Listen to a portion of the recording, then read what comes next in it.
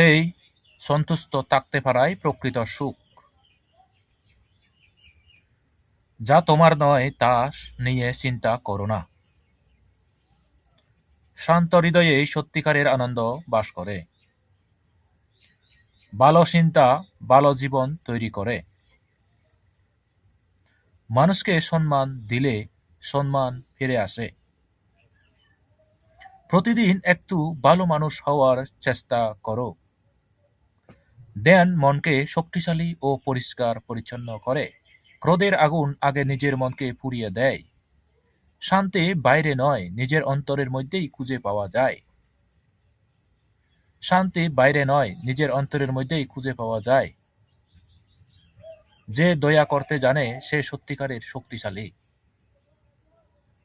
ধন্যবাদ সবাইকে এতক্ষণ সাথে থাকার জন্য।